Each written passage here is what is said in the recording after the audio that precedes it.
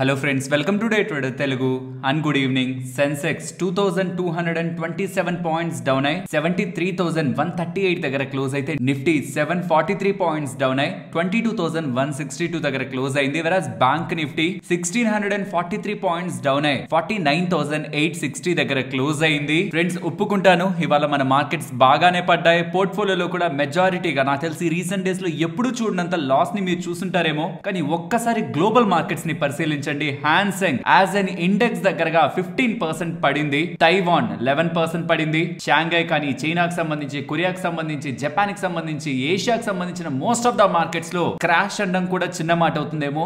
Major cell of అయితే కనిపించింది. European markets కూడా మనకంటే ఎక్కువే పడ్డాయి. అండ్ యుఎస్ మార్కెట్స్ 5-6% దగ్గరగా పడినట్లు కనిపిస్తుంది. కానీ లాస్ట్ 2 డేస్ లో, అంటే వాళ్ళ ట్రేడింగ్ డేస్ లో 10% దగ్గరగా పడింది. గతంలో అలా ఎప్పుడు పడ్డాయో తెలుసా యుఎస్ మార్కెట్ లో? బికాస్ అవి బాగా డెవలప్డ్ మార్కెట్స్ కదా, $1 ట్రిలియన్ పడిపోతుంది 5%, 7% పడితేనే. అలాంటిది 10% దగ్గరగా పడ్డం అనేది గతంలో 2020 ఈ వైరస్ రిలేటెడ్ గా జరిగింది. దానికి ముందు 2008 క్రాష్ ఉందా అప్పుడు జరిగింది. దానికి ముందు ఇంక వెళ్లాల్సింది 1987 కి అక్టోబర్. ఆ పాయింట్ ఆఫ్ టైమ్ లో బ్లాక్ మండే అని ఎలా పిలిచారు కదా, అలాంటి టైం తర్వాత మళ్ళీ ఇప్పుడు పడుతూ ఉండడం, మళ్ళీ బ్లాక్ మండే ఇది. అంటే బ్లాక్ మండే అని ఎందుకు చెప్తున్నారంటే అప్పుడు మండే బాగా మార్కెట్ పడింది, అది పడిపోయింది, అదే ఫైనల్ అనుకున్నారేమో. దాని తర్వాత కూడా చాలా పడిపోయింది అనమాట కిందకి. సో ఇది మళ్ళీ బ్లాక్ మండే కాబట్టి ఈ రోజు పడ్డం కాదు, ఇంకా పడిపోతుంది మార్కెట్. అండ్ సోషల్ మీడియాలో ఏదైతే భయాల్ని ప్రచారం చేయడానికి ప్రయత్నిస్తున్నారో, ఈ బ్లాక్ మండే అనే పదం ఒకవేళ మార్కెట్ లో ఎవరైనా లాస్ట్ 10 years నుంచి ఉంటే, నాకు తెలిసి నాకుంటున్న బెస్ట్ మెమరీ ప్రకారం 18 to 20 టైమ్స్ దగ్గరగా నేను ఇదైతే విన్నాను. అంటే మేజర్ గా మార్కెట్ మండే రోజు పడిపోతూ ఉండడం. ఈ ట్రంప్ గారి టైంలోనే చాలా సార్లు బ్లాక్ మండే అని, గత తన టెన్యూర్ టైం లో కూడా చాలా సార్లు మార్కెట్ లో బ్లాక్ మండే అని విన్నాం. కానీ ఏది కూడా అలా జరగలేదు. అంటే నెక్స్ట్ కమింగ్ డేస్ లో కూడా అంత భారీ పతనం 20 నుంచి 22% ఫర్దర్ గా కూడా మార్కెట్స్ ఫాలో అయ్యే ప్రయత్నం జరగలేదు. అండ్ మీరు నన్ను అడగచ్చు, గ్లోబల్ మార్కెట్స్ ఏమో 10%, 15%, 8% కరెక్ట్ అవుతున్నప్పుడు మన ఇండియన్ మార్కెట్ ఎందుకు ఇంకా పడకూడదు? ఫ్రెండ్స్, చాలా మంది సోషల్ మీడియా ప్లాట్ఫామ్స్ లో ఏషియన్ మార్కెట్స్ భారీగా పడుతున్నాయి, 10% పడుతున్నాయి, 15% పడుతున్నాయి. యుఎస్ మార్కెట్స్ భారీగా పడ్డాయి, ఇండియన్ మార్కెట్స్ కూడా భారీగా పడతాయని ఎలా ఏదైతే ఇప్పుడు జరుగుతున్న దాంతో రిలేటివిటీ ఇండియాతో కంపేర్ చేయాలని చూస్తున్నారో వాళ్ళకి స్పెషల్లీ చెప్పాలనుకుంటున్నది, ఒకప్పుడు ఇండియన్ మార్కెట్స్ పడ్డాయి, కనించి కొంత టైం బ్యాక్ వెళ్ళండి, ఇండియన్ మార్కెట్స్ పడ్డాయి డ్యూ టు ఎఫ్ఐఎస్ ఒక cell of. Asian markets stabilised గానే ఉన్నాయి. యుఎస్ మార్కెట్స్ అయితే ఆ టైంలో ఆల్ టైమ్ హైస్ లో ఉన్నాయి. తర్వాత ఎప్పుడైతే మన ఇండియన్ మార్కెట్స్ పడి US markets all time high లో వెళ్ళాయో, ఆ పాయింట్ లో కూడా ఇక్కడ నేను డబ్బులు పెట్టాలనుకుంటే ఇండియన్ మార్కెట్స్ లో కంఫర్ట్ కనిపిస్తుంది, కానీ యుఎస్ మార్కెట్ రిలేటెడ్ గా కాదు, గ్లోబల్ మార్కెట్స్ రిలేటెడ్ గా కాదు. ఇండియన్ మార్కెట్స్ కి ప్రెసెంట్ ఉంటున్న వాల్యుయేషన్స్ జస్టిఫైడ్ గా ఉంటున్నాయి, లాంగ్ టర్మ్ యావరేజెస్ కి దగ్గరగా వచ్చాయి. కాబట్టి అదర్ మార్కెట్స్ తో కంపేర్ చేస్తే ఇండియన్ మార్కెట్స్ కి అడ్వాంటేజ్ ఉంది. అండ్ కమింగ్ టైమ్స్ లో ఏ పాజిటివ్ ఫ్యాక్టర్స్ ఇండియన్ మార్కెట్స్ కి ఉన్నాయి? ప్రెసెంట్ మార్కెట్స్, ఇండియన్ మార్కెట్స్ ఎందుకు ద మీన్ వాల్యుయేషన్స్ లోకి వచ్చాయి? చీప్ అయిపోలేదు మార్కెట్స్, అంటే ఇప్పటికి కూడా చీప్ గా వచ్చేయడం. 17 PE 16 PE నిఫ్టీ PE ఏం ట్రేడ్ అవ్వట్లేదు, బట్ 20 కి దగ్గరగా, లాంగ్ టర్మ్ యావరేజ్ కి దగ్గరగా ట్రేడ్ అవుతుండడం గుడ్ వాల్యుయేషన్. కాబట్టే ఇంకెక్కడా కూడా కనిపించినంత రీతిలో మనకి ఇండియన్ మార్కెట్స్ లో సపోర్ట్ కనిపిస్తుంది. ఈవెన్ ఇవాళ మార్కెట్స్ ఓపెనింగ్ గ్యాప్ డౌన్ అయినా అక్కడి నుంచి ఓపెనింగ్ తర్వాత నుంచి మార్కెట్స్ లో సపోర్టే కనిపించింది, కానీ పైకి రికవరీయే కనిపించింది. కానీ major cell of, brutal cell of like in other countries కనిపించలేదు. ఇది మీరు జస్ట్ కొంచెం ఆలోచిస్తే తెలుస్తుంది. ఇవాళ ఓపెనింగ్ మీ పోర్ట్ఫోలియో ఎలా ఉంది, ఎండింగ్ ఎలా ఉందని. ఓపెనింగ్ కంటే ఎండింగ్ బెటర్ గా ఉందా, లేదు ఓపెనింగ్ కంటే ఎండింగ్ వర్స్ట్ గా ఉందా? మీ ఒపీనియన్ ని చెప్పండి. అండ్ మేజర్ డేటా పాయింట్స్ మాట్లాడుకునే ముందు, ఇవాళ ఏదైనా దారుణంగా పెరిగిందంటే నిఫ్టీ విక్స్ 67% దగ్గరగా పెరిగింది. ఇలా చాలా అరుదుగా జరుగుతుంటుంది విక్స్ లో. ఇన్ఫాక్ట్ ఎలక్షన్స్ టైంలో కూడా ఇంత వోలటాలిటీ ఉండదు. ఎందుకంత సడన్ గా ఏం జరిగింది ఫ్రైడే నుంచి? దీని రిలేటెడ్ గా ఆల్రెడీ నేను వీడియోలో డెడికేటెడ్ గా సాటర్డేనే మెన్షన్ చేశాను. ఒక్కసారి దాన్ని మళ్ళీ రీక్యాప్ చేస్తూ సండే ఏం జరిగింది, మండే మార్నింగ్ ఏం జరిగింది, వీటన్నిటిని కంబైన్ చేసి వెరీ ఇంట్రెస్టింగ్ డేటా పాయింట్స్ ని ఇంటర్ కనెక్ట్ చేసుకుంటూ మాట్లాడుకుందాం. ఇప్పుడు అంతా నెగిటివ్స్ మాట్లాడతాను నేను. Be strong. నెగిటివ్స్ తర్వాత నేను మాట్లాడేది వినాలి మీరు, అప్పుడే మీకు ఏం జరుగుతుందో అర్థమవుతుంది మార్కెట్ లో. నెగిటివ్స్ తర్వాత పాజిటివ్స్ తో ఎండ్ చేసుకుందాం, సో దట్ మనకి క్లారిటీ డెవలప్ అవుతుంది మార్కెట్స్ రిలేటెడ్ గా. అందులో first and most important the, Friday మన మార్కెట్స్ క్లోజ్ అయిన తర్వాత end of the day China వాళ్ళు సడన్ గా బయటకు వచ్చి యుఎస్ వాళ్ళు మా మీద వేసే టారిఫ్లకి మేము కూడా రెస్పాన్స్ గా రిటాలియేటరీ టారిఫ్ గా 34% వేయబోతున్నాం యుఎస్ మీద అని ఏదైతే స్టేట్మెంట్ వచ్చిందో, దాంతో మొత్తం కూడా మార్కెట్ సంక్షోభాన్ని ఎదుర్కొంది. అక్కడి నుంచి మేజర్ కంట్రీస్ దగ్గర నుంచి ఏదైనా రిటాలియేటరీ టారిఫ్ వస్తుందా అని నేను చూస్తున్నాను, కానీ ఇంక ఏ దేశం కూడా రిటాలియేటరీ టారిఫ్ వేయలేదు. రిటాలియేటరీ అంటే రివెంజ్ అనమాట. నువ్వు నన్ను కొడతావా, నేను నిన్ను కొడతానని ఎలా ఎవరు రిటాలియేట్ చేయలేదన్నమాట. రివెంజ్ తీర్చుకోవాలని ప్రయత్నించలేదు ఎక్సెప్ట్ చైనా. చాలా కంట్రీస్ మాకు ఎటువంటి రిటాలియేషన్ రిలేటెడ్ గా ఇంటెన్షన్ లేవని చెప్పేసాయి, ఇంక్లూడింగ్ ఇండియా. ఇండియా కూడా మాకు ఎటువంటి రిటాలియేషన్ చేయాలని లేదని ఎలా ఇండైరెక్ట్ గా అఫీషియల్స్ చెప్తున్నారని మాకు యుఎస్ తో ట్రేడ్ వార్ అవసరం లేదు, డిస్కషన్స్ జరుగుతున్నాయి, అవి మంచిగానే ఎండ్ అవుతాయి, రిటాలియేషన్ ఎందుకు చేయాలి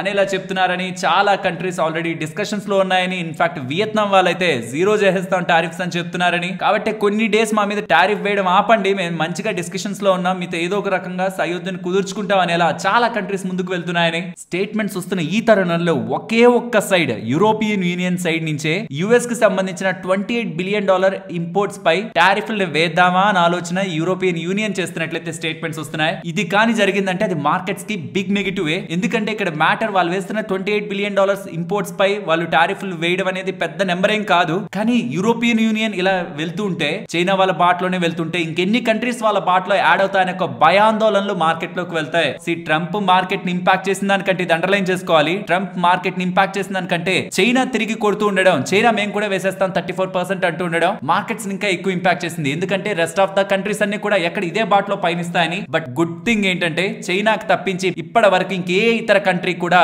ఈ దారిలోకి, అంటే కొడితే తిరిగి కొడతాననే దారిలోకి ఎవరు లేకపోతుండడం సైలెంట్ పాజిటివ్ గా మనం చూడాలి. ఎందుకు నేను సైలెంట్ పాజిటివ్ అంటున్నానంటే ఇప్పటి వరకు మీరు మార్కెట్ ఫాల్ రిలేటెడ్ గానే కదా హెడ్లైన్స్ చూస్తూ వచ్చుంటారు. బట్ ఫర్ ఎ చేంజ్ ఏ హెడ్లైన్ రాకపోయినా మార్కెట్ సడన్ గా రికవర్ అయిపోద్ది, ఆర్ చిన్న పాజిటివ్ హెడ్లైన్ తో కూడా స్ట్రాంగ్ గా రికవర్ అయిపోద్ది. దానికి రీజన్ ఏంటని చూసినప్పుడు ఈ సైలెంట్ పాజిటివ్స్ అన్ని మనకు అర్థం కావాలి. అందులో ఫస్ట్ సైలెంట్ పాజిటివ్, ఇంకే ఇతర కంట్రీ కూడా అపార్ట్ ఫ్రమ్ చైనా ఎవరు కూడా టారిఫ్లు వేయడానికి సాహసించట్లేదు. సో ఈ నెగటివ్స్ లో చైనా యుఎస్ మీద 34% టారిఫ్ వేస్తాననేసరికి క్రాష్ స్టార్ట్ అయింది కదా. దాని తర్వాత మీరు కావాలనే మార్కెట్స్ ని పడేసి బాండిల్స్ ని తగ్గించేసుకొని డెట్ ని ఇలా చేయాలనుకొని ఇంజనీర్ డెసిషన్ ఏమైనా క్రియేట్ చేస్తున్నారా, ఆర్ మీకు స్టాక్ మార్కెట్స్ పడిపోవడం ఏమైనా కావాలా, మీ మోటివ్ ఏంటనేది చెప్పండి అని ట్రంప్ గారిని విలేకరు అడిగినప్పుడు నాకు అలాంటి ఆలోచనలే లేవు, ట్రేడ్ డెఫిసిట్ చాలా ఎక్కువ ఉంది, అంటే మేము చైనా దగ్గర నుంచి కొనుక్కునే దానికంటే చైనా మా దగ్గర నుంచి కొనుక్కునేది చాలా తక్కువ, ఆ డెఫిసిట్ ఖచ్చితంగా తగ్గాలి, ఆర్ వాళ్ళు మా రిలేటెడ్ గా వేస్తున్న ట్యాక్స్లనైనా వాళ్ళు తగ్గించుకోవాలి, ఏదో ఒకటి నాకు బెనిఫిట్ వచ్చేంత వరకు నేను ఒక్క స్టెప్ కూడా వెనక్కి వేయను. అండ్ మార్కెట్స్ పడాలని నాకెందుకు ఉంటుంది,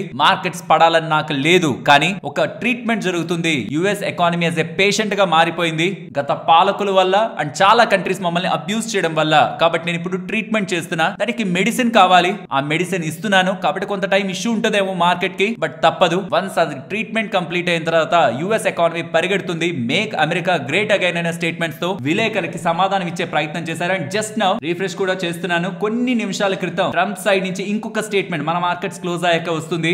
ఆయిల్ ప్రైస్లు పడ్డాయి, వడ్డీ రేట్లు తగ్గుతున్నాయి. ఫెడ్ పవల్ గారిని అయితే రీసెంట్ గా పాలిటిక్స్ ఆడద్దు, వడ్డీ రేట్లు తగ్గించనేలా హార్డ్ స్టేట్మెంట్ చేశారు కదా, వాళ్ళు కూడా తగ్గిస్తారు. ఫుడ్ ప్రైజెస్ కూడా పడుతున్నాయి, అసలు ఇన్ఫ్లేషనే లేదు. యుఎస్ లో ఇప్పుడు బిలియన్స్ ఆఫ్ డాలర్స్ రాబోతాయి టారిఫ్ల పేరుతో. అండ్ చాలా కంట్రీస్ ఇన్వెస్ట్మెంట్ చేయడానికి కూడా రెడీ అవుతున్నాయి. ఖచ్చితంగా అమెరికాని మళ్ళీ నేను గ్రేట్ చేస్తాను. చైనా మా మీద ఏదైతే 34% టారిఫ్లు వేయాలని ప్రయత్నిస్తుందో వాళ్ళ మార్కెట్స్ మాకంటే ఎక్కువ పడ్డాయనేలా చిన్న పిల్లలు ఎక్కిరిస్తారు చూసారా ఒకరినొకరు, నీకు ఇది ఉంది నీకు ఇది ఉందని. ఇలాంటి దూరంలో స్టేట్మెంట్స్ అయితే చేశారు. యుఎస్ ప్రెసిడెంట్ గా ట్రంప్ ఎన్నికయ్యారన్న తర్వాత నాకు తెలిసి న్యూస్ ఛానల్స్ హ్యాపీ అయినంత ఇంకెవరు అయినరేమో, ఎందుకంటే తను చేసే స్టేట్మెంట్స్ అంత వోలటైల్ గా ఉంటాయి. ఈవెన్ దానికి ముందు చేసిన స్టేట్మెంట్ కూడా గత ప్రెసిడెంట్ ని స్లీపీ జో బైడెన్ అని అతని టైంలో తీసుకున్న పాలసీలని ఎత్తి చూపిస్తూ మేము మొత్తాన్ని కూడా రివర్స్ చేస్తాను, మొత్తాన్ని నేను అమెరికాని బాగు చేయడానికే నా మొత్తం ప్రయత్నాలు చేస్తాను, స్టే స్ట్రాంగ్ అనేలా ఈ పోరాటం చైనా, యూరోపియన్ యూనియన్ అండ్ చాలా కంట్రీస్ మీద ఉంటుంది. వాళ్ళందరూ ఇప్పటి వరకు మన మీద చేస్తున్న అబ్యూస్ ని నేను మళ్ళీ నార్మల్ చేసేందుకు ప్రయత్నిస్తున్నాను అనేలా.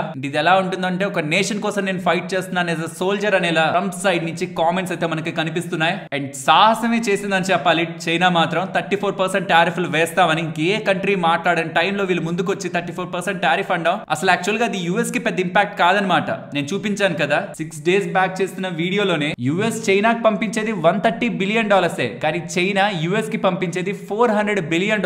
సో క్లియర్ గా టారిఫ్లు వేస్తే ఎవరికి నష్టం అంటే అది చైనాకే. బట్ ఆ $130 బిలియన్ ని కూడా వదలకుండా మీరు వేస్తే నేను వేస్తాననేలా చైనా ముందుకు వెళ్తూ ఉండడం చైనాకి ఖచ్చితంగా ఇష్యూ కాబట్టి, చైనా ఎకానమిక్ ఇష్యూ కాబట్టి ఇంటర్నల్ గా వాళ్ళని వాళ్ళు స్టిమ్యులేట్ చేసుకోవడానికి రేట్ కట్స్ ని, స్టిమ్యులస్ ని ప్రకటించి ఇంటర్నల్ గా ఉంటున్న వాళ్ళ ఎకానమీని బూస్ట్ చేసుకోవాలనే ప్రయత్నం చైనా అయితే చేయాలనుకుంటుంది. రీసెంట్ గా చైనా ఎకానమీ చాలా వీక్ అయింది. మల్టిపుల్ మీటింగ్స్ పొలిటికల్ లెవెల్లోను, people bank of China, central bank లెవెల్లోను చేసి ఏదో రకంగా కొంచెం బూస్ట్ చేద్దాం అనుకున్న టైంలో ఈ ట్రంప్ స్టేట్మెంట్స్ తో మళ్ళీ ఎక్కడ వెనకబడిపోతావా అని మళ్ళీ స్పెషల్ మీటింగ్స్ వాళ్ళ ఎకానమీని స్టిమ్యులేట్ చేసుకోవడానికి చైనా వాళ్ళు ప్రయత్నిస్తున్నట్లు కనిపిస్తుంది. అండ్ ఫైనల్ నెగిటివ్, ఇది చాలా ఇంపార్టెంట్ గా, అంటే మిగతా వాటన్నిటికంటే నన్ను బాగా కొంచెం ఇంపాక్ట్ చేసిన నెగిటివ్ అంటే ఇదే అనమాట. సింగపూర్ ప్రైమ్ మినిస్టర్ గారు ఒక వీడియో రిలీజ్ చేశారు, ఆల్మోస్ట్ 5 minutes వీడియో. అదే మీకు ట్విట్టర్ లో కూడా పోస్ట్ చేశాను. ఇన్ఫాక్ట్ దీని రిలేటెడ్ గా ఉంటున్న మీనింగ్ ని సింపుల్ గా ఎక్స్ప్లెయిన్ చేస్తాను. ఒకప్పుడు ఉన్నట్టు ఇకపై గ్లోబల్ గా పరిస్థితులు ఉండవని, ఫ్రీ ట్రేడ్ ఏదైతే ఇప్పటి వరకు జరుగుతూ వచ్చిందో వరల్డ్ ట్రేడ్ ఆర్గనైజేషన్ తో ఏదైతే కంట్రీస్ మధ్యలో మంచిగా ట్రేడ్ యాక్టివిటీస్ నడుస్తూ వచ్చాయో ఇప్పుడు యుఎస్ చేస్తున్న పనులతో అవన్నీ కూడా డిస్టర్బ్ అవుతాయని, ప్రెసెంట్ సింగపూర్ మీద ఏ ఇంపాక్ట్ లేకపోయినా, పెద్ద ఇంపాక్టే లేకపోయినా మిగిలిన కంట్రీస్ అన్ని కూడా టారిఫ్లను వేసుకుంటూ పోతే సింగపూర్ ని ఖచ్చితంగా ఇంపాక్ట్ చేస్తుందని, సింగపూర్ ప్రజలు దీనికి బాధపడిపోయి మనకేదో అయిపోతుంది, ఏదో ఎకానమీ ఇంపాక్ట్ అవుతుంది అనేది నెగిటివ్ గా ఉండదని, స్ట్రాంగ్ గా ఉండమని, ముందుగానే ప్రిపేర్డ్ గా ఉండమని వర్స్ట్ కి సింగపూర్ ప్రైమ్ మినిస్టర్ ఒక వీడియోని రిలీజ్ చేస్తుండడం కొంచెం ఇష్యూగా అయితే కనిపిస్తుంది. బట్ ఈ ఒక్క స్టేట్మెంట్ ని సింగపూర్ ప్రైమ్ మినిస్టర్ గారిది కొంచెం ఎక్కువగా ప్రజల్ని ప్రిపేర్ చేయడానికి అలా స్టేట్మెంట్స్ అయినా చేశారా, లేకపోతే నిజంగానే ట్రేడ్ అంతా డిస్టర్బ్ అవబోతుందా అని ఒక క్వశ్చన్ మార్క్స్ తన వీడియో చూసినప్పటి నుంచి నాకైతే క్రియేట్ అయింది. ఫర్ ఎ మినిట్ తన స్టేట్మెంట్స్ నిజం కాకూడదనే అనుకుందాం. వరల్డ్ ట్రేడ్ అంతా కూడా డిస్టర్బ్ అవ్వకూడదు, మళ్ళీ నార్మల్ అవ్వదు, దానికి చాలా టైం పట్టేస్తుంది, డిస్టర్బ్ అవుతుంది ప్రెసెంట్ ఎకానమీ అంతా, గ్లోబల్ ఎకానమీ అంతా, గ్లోబల్ ట్రేడ్ అంతా అని చేసిన స్టేట్మెంట్స్ ఒక్కటి దానికి నాకు జస్టిఫికేషన్ దొరకట్లేదు. కానీ ఈ ఒక్క దాన్ని కొంచెం మినహాయించి, ఒక్క నెగిటివ్ ని మినహాయించి రెస్ట్ ఆఫ్ ద థింగ్స్ అన్నిటిని మనం చూస్తే ఇప్పటి నుంచి మనం మాట్లాడుకునే పాజిటివ్స్ ప్రతి ఒక్కరు, ఇన్వెస్ట్ చేసిన ప్రతి ఒక్కరు అర్థం చేసుకోవాలి. ఫ్రెండ్స్, ఇప్పుడు నేను చెప్తున్నవి నేను ఎగ్జాజరేటెడ్ గా క్రియేట్ చేసినవి కాదు, అంటే నేనే ఓన్ గా క్రియేట్ చేసుకున్నావు కాదు, ఆల్రెడీ మార్కెట్ లో ఉన్నవి. వాటిని నమ్మి మనం ఏం డబ్బులు పెట్టాల్సిన అవసరం లేదు, ఆల్రెడీ పెట్టేసే ఉంటాం. లాస్ వస్తే ఖచ్చితంగా తీసుంటాం కదా, ఇప్పుడు చాలా టైం బ్యాక్ నుంచి కూడా ఒకవేళ లాస్ ఏదైనా ఉంటే ఖచ్చితంగా హోల్డ్ చేస్తుంటాం కదా. సో ఈ పాయింట్స్ తో నెక్స్ట్ మార్కెట్ పెరిగే అవకాశం ఉంది. తొందరపడి నేను ఏం తప్పు చేయాల్సిన నీడ్ లేదు. జస్ట్ నేను కొద్ది రోజులు మార్కెట్ ను వదిలేస్తే చాలు, రేపు ఎంత పడుతుందో, తర్వాత ఎంత పడుతుందో, పని తర్వాత పెరుగుతుంది కదా ఈ రీజన్స్ తో అని మనకి మనం ధైర్యం చెప్పుకోవడానికి ఈ పాయింట్స్. మళ్ళీ చెప్తున్నాను, ఏం ఇవాళ మార్కెట్స్, మన ఇండియన్ మార్కెట్స్ ఎందుకు పడి ఉండకూడదు? 10%, 15%, 8% ఎందుకు? మిగతా మార్కెట్స్ లా, మిగిలిన ఇండెక్స్ లా, మిగిలిన దేశాలకు సంబంధించిన మార్కెట్స్ లా, ఈవెన్ యుఎస్ మార్కెట్స్ కంటే ఎందుకు తక్కువ పడ్డాయి మన మార్కెట్స్? ఎఫ్ఐఎస్ లేరా మన దగ్గర?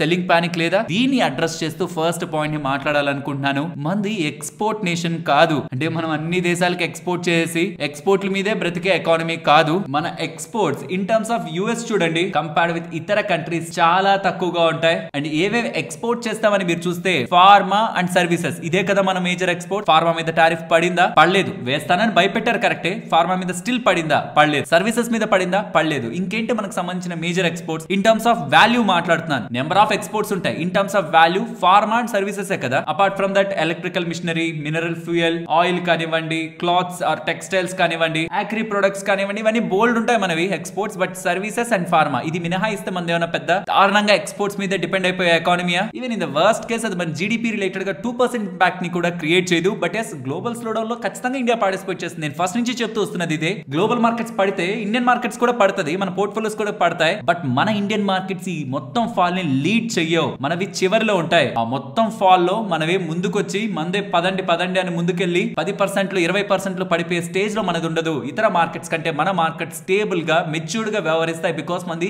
ఎక్స్పోర్ట్ కంట్రీ కాదు. ఎక్స్పోర్ట్స్ ఉన్నాయి బట్ ఎక్స్పోర్ట్ ఓరియంటెడ్ కాదు. ఒకవేళ వేటి రిలేటెడ్ గా ఇండియా ఎలాంటి పొజిషన్ లో ఉంటుంది ఎక్స్పోర్ట్స్ అని తెలుసుకోవాలనుకుంటున్నా ఈ ఇమేజ్ ని మీరు జాగ్రత్తగా గమనించవచ్చు. టెక్స్టైల్ ఎక్స్పోర్ట్స్ అంటే ఇంపోర్ట్స్ అని ఉంటుంది మీకు, అది యుఎస్ కి సంబంధించిన ఇంపోర్ట్స్, అంటే మనకు సంబంధించిన ఎక్స్పోర్ట్స్. ఎక్కడెక్కడి నుంచి ఎలా వెళ్తుంది, మినరల్ షేర్ ఎలా ఉంటుంది, ఫార్మా రిలేటెడ్ గా ఎలా ఉంటుంది. అండ్ ఈ టెక్స్టైల్ రిలేటెడ్ గా ఇండియా కాకుండా ఉంటున్న మిగిలిన దేశాల మీద ఎక్కువ టారిఫ్లు పడితే ఇండియాకే కదా అడ్వాంటేజ్. సో ఇండియా కాకుండా ముందుంటున్న చైనా, వియత్నాం, వెనుకుంటున్న బంగ్లాదేశ్, వీళ్ళందరికంటే ఇండియా మీద ఇప్పుడు తక్కువ ట్యాక్స్ కాబట్టి ఈవెన్ టారిఫ్ కంటిన్యూ అయినా మనకి అడ్వాంటేజ్. కాబట్టి ఇవన్నీ కూడా ఇండియా రిలేటెడ్ గా అండర్లైన్ గా మనం పాజిటివ్ గానే చూడాలి. And most important, recent days లో కూడా నేను చెప్పింది ట్రంప్ ఈవెంట్ కాదు నేను గమనిస్తున్నది, ఆర్బీఐ ఒక ఈవెంట్ అని. బట్ నేను ట్రంప్ సైడ్ నుంచి ఈవెంట్ తర్వాత చైనా దాంతో అయితే నేను కొంత సర్ప్రైజ్ అయితే అయ్యాను, 34% టారిఫ్ వేస్తున్నానంటే. బట్ April 9th ఆర్బీఐ వాళ్ళు కానీ రేట్ కట్ చేసి స్టాన్స్ ని కానీ మార్చే ప్రయత్నం చేశారంటే మాత్రం మార్కెట్స్ కదా ఒక బిగ్ బూస్ట్. ఎందుకు జరిగే ఛాన్స్ ఉంది? స్టాన్స్ ని మార్చాలి కానీ ఆ రేట్ కట్ కానీ ఎందుకు జరిగే ఛాన్స్ ఉంది? రీసెంట్ టైమ్స్ లో మీరు అబ్జర్వ్ చేస్తున్నారా, క్రూడ్ ఆయిల్ విపరీతంగా పడుతూనే ఉంది. ఈ విపరీతంగా పడిన క్రూడ్ ఆయిల్ కారణంగా అండ్ కమోడిటీస్ చూసారా, ఇన్ఫాక్ట్ ఇవాళ మెటల్ ఇండెక్స్ చూసారా, హైయెస్ట్ లూజింగ్ సెక్టర్. సో ఈ మెటల్స్ పడ్డం, క్రూడ్ ఆయిల్ పడ్డం మన ఓవరాల్ ఇన్ఫ్లేషన్ రిలేటెడ్ గా ఇంపాక్ట్ చూపిస్తుంది కదా. ఇన్ఫాక్ట్ దానికోసమే ట్రంప్ సైడ్ నుంచి కూడా అలాంటి స్టేట్మెంట్స్ కనిపిస్తున్నాయి. మొత్తం ఇన్ఫ్లేషన్ తగ్గించేసి వడ్డీ రేట్లు తగ్గించాలనే ప్రయత్నం కనిపిస్తున్నాను. ఇలా మనకి చాలా ప్లాట్ఫామ్స్ లో డేటా ఉంది. బట్ పవెల్ గారు అయితే దానికి పడట్లేదు అనమాట. ఇదిగో నన్ను ఎవరు మోసం చేయలేరు, నేనేం వడ్డీ రేట్లని చిన్నగా ఉంటున్న డేటా పాయింట్స్ చూసి నేనేం కట్ చేయను, నేను వెయిట్ చేసి తర్వాత కట్ చేస్తాననే స్టేట్మెంట్ తో ట్రంప్ గారికి ఇంకా ఒళ్ళు మండుతుంది. బట్ అలానే ఉండాలి వ్యవస్థలు ఎప్పుడు కూడా. రాజకీయ నాయకులు ఏం చెప్తే అలా వినేలా ఉండకూడదు. ఫెడ్ చైర్మన్ గారికి ఎప్పుడు కట్ చేయాలనిపిస్తే అప్పుడే కట్ చేయాలి. బట్ మన ఇండియాకి వచ్చేసరికి మాత్రం క్రూడ్ ఆయిల్ పడ్డం, కమోడిటీస్ పడ్డం, ఇన్ఫ్లేషన్ తగ్గడం, ఖచ్చితంగా రేట్ కట్ సైడ్ నుంచి ఆర్బీఐ థింక్ చేసే అవకాశం ఉంది. బట్ ఓన్లీ కన్సర్న్ ఏంటంటే యుఎస్ లో రేట్ కట్స్ అంత ఎక్కువగా రాకుండా మన ఇండియాలోనూ ఓవర్ మనం రేట్ కట్లు చేసుకుంటూ వెళ్ళిపోతే ఎక్స్పోర్ట్స్ అండ్ ఇంపోర్ట్స్ రిలేటెడ్ గా ప్రెసెంట్ ఉంటున్న డిస్టర్బెన్స్ లేదని ఇష్యూ ఉంటుంది అనేది ఒకటి ఆలోచిస్తారేమో ఈ అన్సర్టైన్ ఉంటున్న సిచువేషన్ లో. బట్ ఇప్పుడు కానీ రేట్ కట్ కానీ చేసిందంటే ఆర్బీఐ మోస్ట్లీ చేసే ఛాన్సెస్ ఉన్నాయి. రేట్ కట్ తో పాటు స్టాన్స్ ని కూడా మార్చుకోగలిగితే అది ఇంకొక another big boost markets related గా అవుతుంది. అండ్ మార్కెట్స్ ఇక్కడ నుంచి పెంచి కొంత రికవర్ చేయడానికి మాత్రం ఆర్బీఐ రిలేటెడ్ గా ఉంటున్న అప్డేట్ చాలా బాగా యూజ్ అవుతుంది. అండ్ మోస్ట్ ఇంపార్టెంట్ థింగ్, ఈ స్టేట్మెంట్స్ నేను విన్నప్పటి నుంచి మార్కెట్స్ సడన్ గా పెరుగుతాయి, ఖచ్చితంగా మార్కెట్స్ బాగా పెరిగే అవకాశం ఈ స్టేట్మెంట్ ఉంది అని నేను వెయిట్ చేసిన ఒక్క స్టేట్మెంట్ ఏంటంటే వియత్నాం టారిఫ్లు అన్నిటిని డ్రాప్ చేయడానికి అంటే జీరో టారిఫ్లకు తీసుకువెళ్ళడానికి రెడీగా ఉందని ఇలా స్టేట్మెంట్స్ కనిపిస్తున్నాయి. ఇది యుఎస్ వాళ్ళే చెప్తున్నారు. ఈవెన్ యుఎస్ కి సంబంధించిన ట్రెజరీ సెక్రటరీ అయిన బెసెంట్ గారు కూడా ఆల్మోస్ట్ 50 కంట్రీస్ మాతో డిస్కషన్స్ చేస్తున్నాయి ఆల్మోస్ట్ టారిఫ్లు తగ్గించడానికి, టారిఫ్లని అడ్జస్ట్ చేసుకోవడానికి. బట్ అవి రోజుల్లోనో వారాల్లోనే అయిపోయింది కాదు, టైం పడుతుంది అని చెప్తున్నారు. బట్ నేను ఏ స్టేట్మెంట్ కోసం వెయిట్ చేస్తున్నానంటే వియత్నాం మా మీద ఏవైతే టారిఫ్లు వేస్తుందో అదంతా జీరో చేసేయాలనుకుంటుంది. సో మేము కూడా వియత్నాం మీద వేసిన టారిఫ్లని జీరో చేసేస్తాం. మాకు కూడా వియత్నాం నుంచి వస్తున్న దేని మీద టారిఫ్ వద్దు, టాక్స్ వద్దు అనే ఒకే ఒక్క స్టేట్మెంట్ వియత్నాం రిలేటెడ్ గా కానీ యుఎస్ సైడ్ నుంచి వచ్చిందంటే గ్లోబల్ మార్కెట్స్ అన్ని షార్ప్ గా పెరుగుతాయి.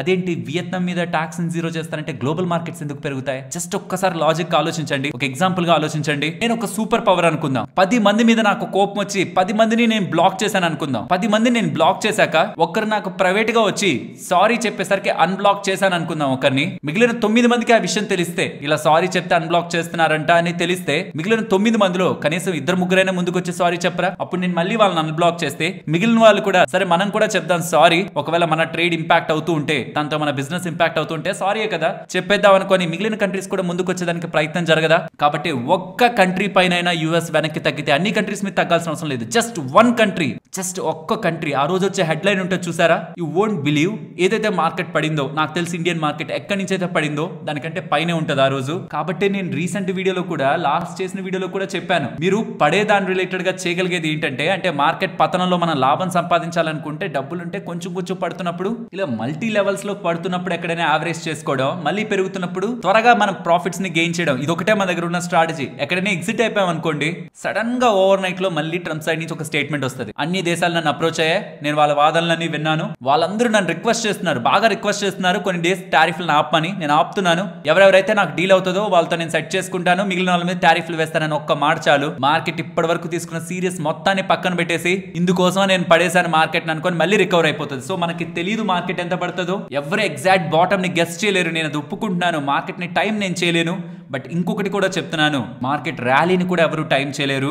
I don't know about global markets. Seriously నాకు మిగతా మార్కెట్స్ ఎంతెంత వాల్యుయేషన్ లో ఉన్నాయి, వాటి యావరేజ్ పిఈ ఎంత, వీటన్నిటి గురించి నాకు తెలియదు. నాకు తెలిసిందల్లా యుఎస్ మార్కెట్స్ రిలేటెడ్ గా ఈ మధ్య చైనా మార్కెట్స్ ని ట్రాక్ చేస్తున్నాను, జపాన్ మార్కెట్స్ ని ట్రాక్ చేస్తున్నాను. ఏ ఇన్వెస్ట్మెంట్స్ చేయలేదు బట్ ట్రాక్ చేస్తున్నాను. ఇండియన్ మార్కెట్స్ రిలేటెడ్ గా అయితే కంప్లీట్ అవుట్ అండ్ అవుట్ ఈ వాల్యుయేషన్స్ రిలేటెడ్ గా నాకు ఐడియా ఉంది. కాబట్టి యుఎస్ మార్కెట్స్ ఇప్పుడు రీసెంట్ టైమ్స్ లో వచ్చిన ఫాల్ తో చూస్తే కొంత బెటర్ మీన్ వాల్యుయేషన్స్ కి ఇంకొంచెం దూరంలో ఉన్నాయి. బట్ ఇండియన్ మార్కెట్స్ మాత్రం ఇవాళ వచ్చిన ఫాల్ తో కూడా ఆర్ నెక్స్ట్ కమింగ్ డేస్ లో వచ్చే ఏ ఫాల్ తో అయినా సరే యావరేజ్ వాల్యుయేషన్స్ 10-year వాల్యుయేషన్స్ కి జస్టిఫైడ్ నేచర్ లోనే ఉన్నాయి. కాబట్టి నేను ఇండియన్ మార్కెట్స్ రిలేటెడ్ గా అయితే కంగారు పడను. ఇదే నేను మీకు లాస్ట్ వీడియోలో కూడా మెన్షన్ చేసింది, ఇండియన్ మార్కెట్స్ భయపడి పరిగెత్తి పారిపోయే స్టేజ్ లో లేవు. అండ్ రేట్ కట్ చేయడానికే కాదు, మనకి బాండిల్ స్కూల్ ఆఫ్ అవడం, ఈ డాలర్ పడ్డం అండ్ బ్రెంట్ క్రూడ్ ఆయిల్ పడ్డం మన ఇండియన్ ఎకానమీ కూడా మంచిదే కదా.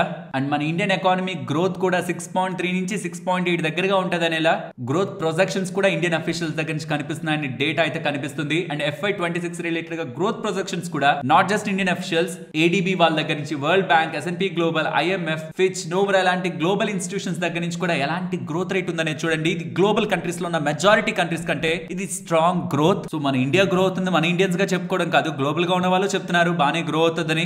కొంత స్లో డౌన్ అయినా రెస్ట్ ఆఫ్ ద కంట్రీస్ కంటే బెటర్ గ్రోత్ మనకుంది. మనదేం ఎక్స్పోర్ట్ నేషన్ కాదు, RBI రేట్ కట్ కావాలి, దానికి వచ్చేదానికి ప్రాబబిలిటీ ఇప్పుడు రీసెంట్ టైమ్స్ లో ఉంటున్న క్రూడ్ ఆయిల్ కానీ కమోడిటీస్ కానీ పడ్డంతో కనిపిస్తుంది. బట్ ఈ అన్సర్టనిటీ లేకపోతే బాగున్ను, ఈజీ రేట్ కట్ ఎక్స్పెక్ట్ చేసే వాళ్ళమేమో. బట్ ఎక్స్పోర్ట్స్, ఇంపోర్ట్స్ వీటిల్లో కరెన్సీ రిలేటెడ్ గా ఎటువంటి ఇంపాక్ట్ ఉంటుంది, రేట్ కట్ చేయడం వల్ల ఎలాంటి ఇంపాక్ట్ ఉంటుంది అనే ఒక ట్రేడ్ బ్యాలెన్స్ గురించి RBI థింక్ చేస్తుందేమో. ఇవన్నీ థింక్ చేశాక కూడా రేట్ కట్ కానీ ముందు RBI వెళ్తే మాత్రం అది మార్కెట్స్ కి మంచి విషయంగా మనం చూడాలి. అండ్ ఏ ఒక్క కంట్రీ రిలేటెడ్ గా అయినా ట్రంప్ సైడ్ నుంచి ఒక్కసారి నేను వెనక్కి తగ్గుతున్నాననే మాట వచ్చినా చాలు మొత్తం నేషన్స్ రిలేటెడ్ గా ఒక్క country. And India free trade agreement ని యుఎస్ తో కుదుర్చుకుంటుంది త్వరలోనే నాకు తెలిసినంత వరకు. అండ్ యూకే రిలేటెడ్ గా కూడా ఫ్రీ ట్రేడ్ అగ్రిమెంట్ రిలేటెడ్ గా డిస్కషన్స్ ఉన్నాయి కాబట్టి ఇదే కరెక్ట్ టైం.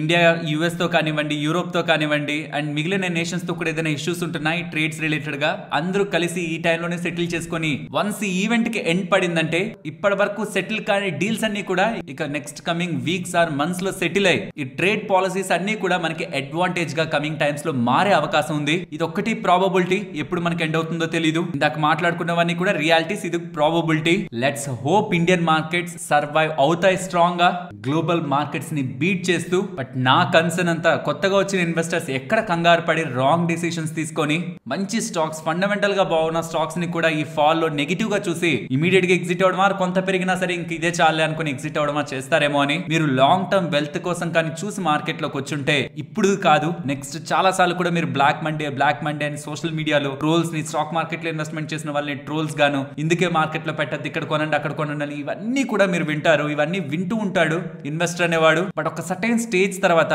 మీ వెల్త్ ఎప్పుడైతే మీరు పెట్టిన ఇన్వెస్ట్మెంట్ కంటే 2 times 3 times గ్రో అయింటదో మిమ్మల్ని మీ చుట్టుపక్కల ఉన్న వాళ్ళు మాట్లాడడం ఆపేస్తారు. ఎప్పుడైతే సిగ్నిఫికెంట్ గా పెరుగుంటుందో అప్పుడు వచ్చే 10-20% ఫాల్ స్టిల్ మీకు రిటర్న్స్ ని పోర్ట్ఫోలియో లెవెల్లో గ్రీన్ గా చూపించినప్పుడు మీరు కూడా పెద్ద స్ట్రెస్ అవ్వరు. ఆ లెవెల్ కు మనం పెరిగేంత వరకు ఇవన్నీ మనం భరించాలన్న విషయాన్ని, మార్కెట్ వోలటాలిటీని తట్టుకొని నిలబడాలన్న విషయాన్ని కొత్త వాళ్ళు గ్రహించాలి. అండ్ ఫైనల్ ఇవాళ ఇంట్రెస్టింగ్ గా మారేదైతే ఎఫ్ఐఎస్ ఒక డేటా. ఇది మోస్ట్లీ లేట్ గా వస్తుంది కాబట్టి మీకు కామెంట్ సెక్షన్ ఇస్తున్నాను చూడండి. నేను కాకపోయినా మన వాళ్ళైనా సరే చాలా క్విక్ గానే డేటాని పోస్ట్ చేస్తున్నారు. అండ్ ఎఫ్ఐఎస్ ఒక షార్ట్స్ ఇంట్రెస్టింగ్ గా ఉంటున్నాయి 71% దగ్గరగా మొన్నటి వరకు. ఇవాళ ఎలా ఉంటుందో చూడాలి. ఆల్మోస్ట్ 86,000 దగ్గరగా నెట్ షార్ట్స్ ఉన్నాయి. ఇవాళ షార్ట్స్ కవర్ అయ్యాయా, సెకండ్ హాఫ్ లో మనకు కొంచెం పెరిగింది కదా market, or fresh shorts create అయ్యాయా, అండ్ ఎఫ్ఐఎస్ రిలేటెడ్ గా యాక్టివిటీ ఎలా ఉంది ఇది అబ్జర్వ్ చేయాలి. ఓవర్ నైట్ ఇంకే స్టేట్మెంట్స్ కూడా ట్రంప్ సైడ్ ని దగ్గర నుంచి నెగిటివ్ గా రాకపోతే చాలు ప్రాబబుల్లీ మార్కెట్స్ కొంత పీస్ ని, ప్రశాంతతని ఖచ్చితంగా పొందుతాయి. నేను ఈ బ్లాక్ మండేలు నెక్స్ట్ కూడా మార్కెట్ లో భారీగా పతనం అయిపోతుంది, ఇంకా వెనక్కి తిరిగి చూడొద్దు, పారిపోండి అని ఇన్వెస్టర్స్ ని భయపెడుతున్న పోస్టులు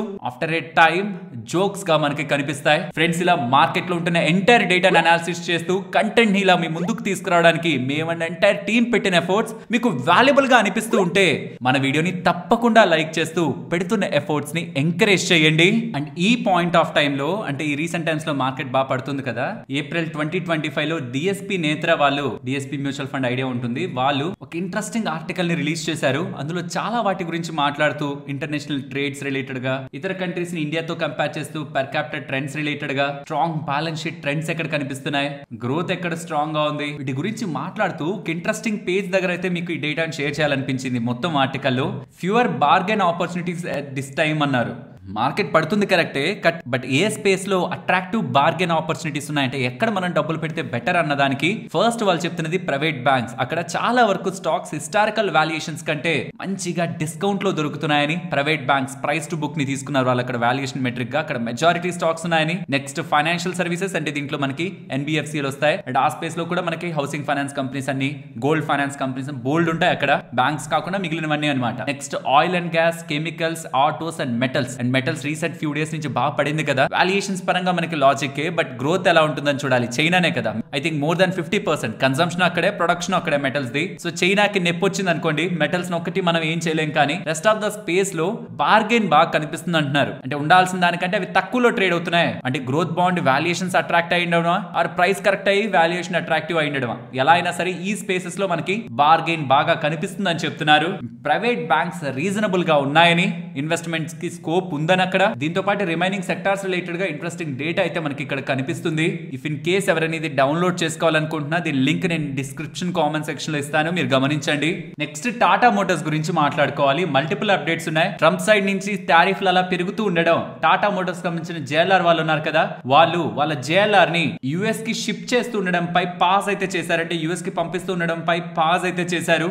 దాని కారణంగా స్టాక్ లో మనకు ఒక బిగ్ ఇంపాక్ట్ అయితే కనిపించింది. దాంతో పాటు అసలు వీళ్ళ జేఎల్ఆర్ JLR రిలేటెడ్ గా బిజినెస్ గురించి అండ్ వీళ్ళకి యుఎస్ లో ఉంటున్న 26% సేల్స్, యూకే లో ఉంటున్న 63% ప్రొడక్షన్, వీటి గురించి కొన్ని డేస్ బ్యాక్ వీడియోలో మాట్లాడుకుంటున్నప్పుడు కూడా యుఎస్ లో వాళ్ళకి ప్రొడక్షన్ లేదు, సో యుఎస్ కు వాళ్ళు ఏదైతే ఎక్స్పోర్ట్ చేస్తారో అటన్నిటి మీద ట్యాక్స్ పడుతుంది అని ఇలా మాట్లాడుకున్నాం కదా. కానీ దీని తర్వాత ఇంట్రెస్టింగ్ డేటా మనకి JLR సైడ్ నుంచి కనిపిస్తుంది. JLR సైడ్ మొత్తం JLR ప్రొడక్ట్స్ యుఎస్ కి వెళ్తున్న దాంట్లో 100 అనుకుంటే అందులో 60% దగ్గరగా JLR రిలేటెడ్ గా కార్స్ $85,000 అబోవ్ ఉంటున్నవని, వాటి మీద పెద్ద ఇంపాక్ట్ ఉండదని, వెరస్ $50,000 to $85,000 ఉంటున్న కార్స్ మీద ప్రధానమైన ఇంపాక్ట్ ఉంటుందని, అలా చూస్తే volumes to the US business 25% drop అయ్యే అవకాశం ఉందని, బట్ స్టిల్ క్లారిటీ వచ్చేంత వరకు యుఎస్ షిప్మెంట్స్ రిలేటెడ్ గా వాళ్ళు కొంత పాస్ చేస్తున్నట్లు డేటా అయితే కనిపిస్తుంది. అండ్ దీని రిలేటెడ్ గా మోర్గన్ స్టాన్లే వాళ్ళు కూడా ఒక ఆర్టికల్ ని రిలీజ్ చేస్తూ ఒకవేళ ఇన్ ద వర్స్ట్ కేస్ కానీ జరిగితే వీళ్ళ రిలేటెడ్ గా stock in the bear case మాట్లాడుతున్నారు 416 వరకు వెళ్లేదా పాసిబిలిటీ ఉంటుందని. ఎందుకంటే వీళ్ళు ఫ్రీ క్యాష్ రిలేటెడ్ గా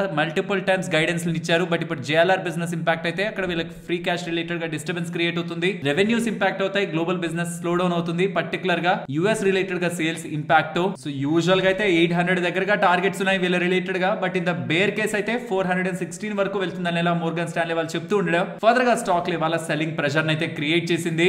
ఎప్పుడైతే ఈ ట్రంప్ సైడ్ నుంచి టారిఫ్లు అన్ని రిజాల్వ్ అవుతాయో అప్పుడే టాటా మోటార్స్ రిలేటెడ్ గా కూడా రికవరీ మనకి కనిపిస్తుంది. అండ్ దీంతో పాటు టాటా మోటార్స్ సంబంధించిన JLR వాళ్ళు ఇవాళ అయితే ఒక రిపోర్ట్ ని రిలీజ్ చేశారు. JLR నెట్ క్యాష్ పాజిటివ్ కి అయితే టార్గెట్ అయితే అచీవ్ అయిందని FY25 రిలేటెడ్ గా, బట్ కమింగ్ టైమ్స్ లో యుఎస్ సేల్స్ రిలేటెడ్ గా ఇంపాక్ట్ ఉండొచ్చేమో, కానీ యాజ్ ఆఫ్ నౌ వాళ్ళు చెప్తున్న టార్గెట్ కి అచీవ్ అయ్యారనేలా వీళ్ళు మెన్షన్ చేస్తూ డేటానైతే రిలీజ్ చేశారు. అండ్ యుఎస్ వాళ్ళు అడుగుతున్నారు కదా ఆటో టారిఫ్లని తగ్గించమని, ఇప్పుడు యూరోపియన్ యూనియన్ వాళ్ళు కూడా ఇండియా రిలేటెడ్ గా ఉన్న హై టారిఫ్స్ ని 100% నుంచి 10% కి లేకపోతే 0 చేయమనేలా అడుగుతున్నట్లయితే డేటా కనిపిస్తుంది. ప్రాబబులీ ఇక అడుగుతున్న దానికి యుఎస్ కి చేస్తే వేరే కంట్రీస్ కూడా చేయాల్సి వస్తుంది, కాబట్టి ప్రాబబులీ ఇండియా దీని రిలేటెడ్ గా కూడా డెసిషన్ తీసుకునే అవకాశం ఉంది. అది కూడా మనం టాటా మోటార్స్ యాంగిల్ లో బెటర్ గానే చూడొచ్చు. And only Tata Motors related గానే మేజర్ ఇంపాక్ట్ ఉంటుంది ఆటోస్ రిలేటెడ్ గా, వెరస్ మహేంద్ర అండ్ మహేంద్రకి యుఎస్ రిలేటెడ్ గా బిజినెస్ లేదు పెద్దగా, ఏషియన్ మోటార్స్ చాలా నెగ్లిజిబుల్, అక్కడతో మనకి ఎండ్ అయిపోతుంది కదా. కానీ టైర్స్ మ్యానుఫ్యాక్చర్ చేసే వాళ్ళు, విడి భాగాలు సప్లై చేసే వాళ్ళకి మాత్రం కొంచెం ఎక్కువ కాంట్రిబ్యూషన్ ఉంది. ఎంతెంత ఎక్స్పోజర్ ఉంది యూఎస్ఏ కి ఆటో కంపెనీస్ దగ్గర నుంచి కింద ఉన్న Balakrishna industries, Sona, BMW, Timken, CEAT వీళ్ళ రిలేటెడ్ గా ఎంతెంత % ఆఫ్ కాంట్రిబ్యూషన్ యుఎస్ రిలేటెడ్ గా ఉంటుంది అనేది ఇక్కడ నేను మౌస్ తో మూవ్ చేస్తున్నాను చూసారా, అక్కడ మీరు అబ్జర్వ్ చేయొచ్చు. ఈ ఇమేజ్ మీకు యూజ్ అవుతుంది ఆటో స్పేస్ యుఎస్ రిలేటెడ్ గా ఎక్స్పోజర్ ఎంత ఉందని తెలుసుకోవడానికి. ఫ్రెండ్స్, ఇలా న్యూస్ అప్డేట్స్ ని అనాలిసిస్ చేస్తూ మీ ముందుకి కంటెంట్ తీసుకురావడానికి మేం పెడుతున్న ఎఫర్ట్స్ మీకు వాల్యుబుల్ గా అనిపిస్తూ ఉంటే మన వీడియోని తప్పకుండా లైక్ చేయండి. అండ్ గ్లోబల్ గా మనకి క్రూడ్ ఆయిల్ ధరలు తగ్గుతున్నాయి కదా, పెట్రోల్ డీజిల్ ధరలు తగ్గిస్తారేమో అనే ఒక చిన్న ఆశ ఉంటుంది కదా చాలా మందికి. బట్ పెట్రోల్ మీద డీజిల్ మీద ₹2 పర్ లీటర్ ఎక్సైజ్ డ్యూటీని పెంచుతూ కేంద్ర ప్రభుత్వం నిర్ణయం అయితే తీసుకుంది. సో దీని కారణంగా మనకి పెట్రోల్ డీజిల్ రేట్లు పెరుగుతాయేమో అని అనుకోకండి, ఎందుకంటే పెట్రోల్ డీజిల్ అయితే పెరగవని ఆయిల్ మార్కెటింగ్ కంపెనీలు చెప్తున్నట్టు ఆయిల్ మినిస్టర్ అయితే చెప్తున్నారనమాట. మేబీ గ్లోబల్ గా క్రూడ్ ఆయిల్ పడేసరికి ఆయిల్ మార్కెటింగ్ కంపెనీస్ కి ఎక్కడ ఎడ్జ్ బాగా వస్తుందేమో, ఆ ఎడ్జ్ ని మేము కొంత తీసుకుంటామని గవర్నమెంట్ సైడ్ నుంచి హైక్ అయితే కనిపిస్తుంది. పెట్రోల్ రిలేటెడ్ గా గతంలో ఉన్న ₹11 13 చేస్తున్నట్టు, డీజిల్ రిలేటెడ్ గా ₹8 10 చేస్తున్నట్టు, కానీ అది కంపెనీల వరకే, ప్రజలకి పాస్ అవ్వదని ఇలా చెప్తున్నారు. బట్ ఇలా చేయకపోయింటే ప్రాబబుల్లీ కమింగ్ టైమ్స్ లో వాళ్ళు రేట్ కట్ చేసే వాళ్ళేమో పెట్రోల్ డీజిల్ రిలేటెడ్ గా. సో ఇలా పెంచుతున్నారు కాబట్టి ఆటోమేటిక్ గా మనకి రేట్ కట్ పెట్రోల్ అలాగే డీజిల్ మీద త్వరలో ఎక్స్పెక్ట్ చేయడం కరెక్ట్ కాదని అయితే మనం అర్థం చేసుకోవచ్చు. నెక్స్ట్ ట్రెండ్ గురించి మాట్లాడుకోవాలి. టాటా వాళ్ళ స్టాక్ పర్టికులర్ గా జూడియో స్టోర్స్ రిలేటెడ్ గా బాగా ఫేమస్ అయిన స్టాక్, ఈవెన్ కన్సంప్షన్ రిలేటెడ్ గా స్ట్రాంగ్ స్టాక్, ఇప్పటికి కూడా 28% గ్రోత్ వాళ్ళ బిజినెస్ రిలేటెడ్ గా డెలివర్ చేశారు. కానీ ప్రాబ్లం అంతా ఏంటంటే లాస్ట్ 3 years నుంచి వాళ్ళ యాన్యువల్ గ్రోత్ 80% దగ్గరగా ఉంది. ఇప్పుడు లాస్ట్ 5 years చూసినా 35% దగ్గరగా ఉంది. ఈవెన్ FY25 గ్రోత్ చూసినా అది 35% దగ్గరగా ఉంది. సో వాళ్ళ యావరేజెస్ కంటే తక్కువగా వీళ్ళు గ్రోత్ రేట్ ని నమోదు చేయడం, 28% is a good growth, but present ఉంటున్న వాల్యుయేషన్స్ మార్కెట్ ఎక్స్పెక్టేషన్స్ కంటే బిలో ఉంటుండడం and weak market environment, valuations expensive ఉంటుండడం స్టాక్ కి వాళ్ళ ఫాల్ అయింది. ఇండియన్ కన్సంప్షన్ స్టోరీలో ఈ స్టాక్ కి డెఫినెట్లీ వాల్యూ ఉంటుంది, బట్ ఈ వాల్యుయేషన్స్ లో ప్రెసెంట్ వీళ్ళు పోస్ట్ చేసిన డేటా జస్టిఫై కావట్లేదు. ఫ్రెండ్స్, నేను ఇప్పుడు చెప్పబోతున్న కంపెనీ రిలేటెడ్ గా మీరు జాగ్రత్తగా ఫోకస్ చేశారంటే మీకు చాలా బ్యూటిఫుల్ డేటా అయితే అర్థమవుతుంది. చాలా టైం బ్యాక్ నుంచి ఆల్మోస్ట్ 6 months 1 year నుంచి కూడా మీరు చూస్తే ఈ పర్టికులర్ కంపెనీ లోకి వెళ్తూ ఆల్మోస్ట్ 40% దగ్గరగా పడింది కదా. ఇన్ఫాక్ట్ ఇంకా మీరు బ్యాక్ వెళ్ళి చూసారంటే ఇంకా మంచిగా పడి ఉంటుంది 60% దగ్గరగా. బట్ మ్యాటర్ ఏంటంటే ఇది ఒక లాజిస్టిక్స్ కంపెనీ, డెలివరీ అనేది logistics company, mostly India related గా ఫోకస్ చేస్తూ ఉంటారు. వీళ్ళ బ్యాలెన్స్ షీట్ లో 5480 crore దగ్గరగా క్యాష్ ఉంది. ఇదంతా ఎందుకు చెప్తున్నానంటే వీళ్ళు ఈకామ్ ఎక్స్ప్రెస్ ఉంది కదా, మీరు మోస్ట్లీ ఫ్లిప్కార్ట్ లో ఆర్డర్ చేసినా ఆర్ ఈవెన్ మీషోలో ఆర్డర్ చేసినా ఈకామ్ ఎక్స్ప్రెస్ ద్వారా మీకు ఆర్డర్స్ డెలివరీ అవుతుంటాయి. వాళ్ళని కొన్నారు. ఎంత పెట్టుకుంటున్నారు? 1407 కోట్లు పెట్టుకుంటున్నారు ఈకామ్ ఎక్స్ప్రెస్ ని. అండ్ ఏ వాల్యుయేషన్ లో జరిగిందో తెలుసా ఈ డీల్? గతంలో ఈకామ్ ఎక్స్ప్రెస్ ఎంత వాల్యుయేషన్ అని నేను చూస్తున్న పాయింట్ దగ్గర నుంచి ఆ పీక్ వాల్యుయేషన్ నుంచి ఆల్మోస్ట్ 80% డిస్కౌంట్ లో అనమాట. అండ్ వీళ్ళు ఎవరినైతే కొంటున్నారు వాళ్ళ సేల్స్ ఎంతో తెలుసా? 2600 crores. అది స్ట్రైట్ అవే వచ్చి డెలివరీ కూడా యాడ్ అవుతుంది కదా. అండ్ ఇదంతా క్యాష్ డీలే, ఈక్విటీ డైల్యూషన్ లేదు, బయట నుంచి డెట్ తీసుకురావడానికి నీడ్ లేదు, వాళ్ళ దగ్గర క్యాష్ ఉంది. అండ్ రీసెంట్ టైమ్స్ లో స్టాక్ బాగానే పడింది. అండ్ ఇవాళ ఇంత వర్స్ట్ టైమ్ లో కూడా స్టాక్ పెరగడానికి ప్రయత్నించిందంటే రీసెంట్ టైమ్స్ లో ఉంటున్న నెగటివిటీకి మొత్తం ఫ్యాక్టర్ అవుతూ ఈ డీల్ అనేది దీన్ని కొంత పుష్ చేయడానికి ప్రయత్నిస్తుంది అనేది మనం అర్థం చేసుకోవచ్చు.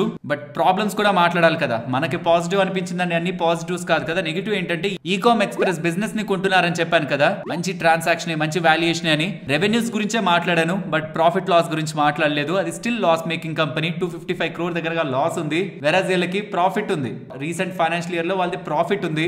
సో ఇప్పుడు వచ్చి అది యాడ్ అయిందంటే వీళ్ళు లాస్ మేకింగ్ లోకి వెళ్తారు అగైన్. అండ్ ఎవరినైతే వీళ్ళు కొంటున్నారో ఆ 2600 crore ఏదైతే బిజినెస్ వస్తుందని నేను చెప్తున్నానో అందులో 50% దగ్గరగా మీషో దగ్గర నుంచి వస్తుంది. ఒకవేళ మీషో వాళ్ళే వాళ్ళ ఓన్ గా ఏదైనా డెలివరీలో ఏదైనా లాజిస్టిక్ కంపెనీకి డెలివరీలోని దిగుతున్నారంటే 50% స్ట్రైట్ అవే వాళ్ళ రెవెన్యూ పోతుంది. ఈ రిస్క్ ఫ్యాక్టర్ ని కూడా ఇన్వెస్టర్స్ మైండ్ లో పెట్టుకోవాలి. So from highest peaks listing point దగ్గర నుంచి చూస్తే ఇన్వెస్టర్స్ కి పెయిన్ నే క్రియేట్ చేసింది. రీసెంట్ గా ఉన్న వాళ్ళ క్యాష్ ని స్ట్రాటజిక్ గా వాడుతున్న మెయిన్ పాయింట్ ఇదనేలా నాకు అనిపిస్తూ ఉండడం, బెటర్ డీలే జరిగిందనేలా నాకు అనిపిస్తూ ఉండడమే నేను దీని వాళ్ళ హైలైట్ చేసి అయితే మెన్షన్ చేస్తున్నాను. మీరు కూడా ఒకసారి స్టడీ చేయడానికి ప్రయత్నించండి. ఇండియాలో లాజిస్టిక్స్ రిలేటెడ్ గా ఈ కామర్స్ రిలేటెడ్ గా బిజినెస్ గ్రో అవుతుంది అనుకుంటే దెన్ ఫోకస్ చేయగలిగే స్పేస్ ఇది. అండ్ జపాన్ కి సంబంధించిన MUFG బ్యాంక్ ఉంది కదా, మిట్సుబిషి UFJ ఫైనాన్షియల్ గ్రూప్, వీళ్ళు ఎస్ బ్యాంక్ ని $6.5 to $7 billion వాల్యుయేషన్ లో అక్వైర్ చేయడానికి ప్రయత్నిస్తున్నట్లు మల్టిపుల్ ఫైనాన్షియల్ ప్లాట్ఫామ్స్ లో డేటా అయితే కనిపించింది. బట్ ఫ్రెండ్స్ ఇదేం కొత్తగా వస్తున్నదైతే కాదు. గతంలో అక్టోబర్ 2024 లో కూడా ఇదే ఆర్టికల్స్ ఇదే డేటా పాయింట్స్ మల్టిపుల్ టైమ్స్ మనకైతే ఫైనాన్షియల్ ప్లాట్ఫామ్స్ లో కనిపించాయి. ప్రాబబ్లీ ఆ రీజన్ ఉండొచ్చు. వాళ్ళ ఓపెనింగ్ దగ్గర నుంచి కూడా ఎస్ బ్యాంక్ టాప్ సైడ్ కి ఇంచ్ అవుతూనే ఉంది, పెరుగుతూనే ఉంది.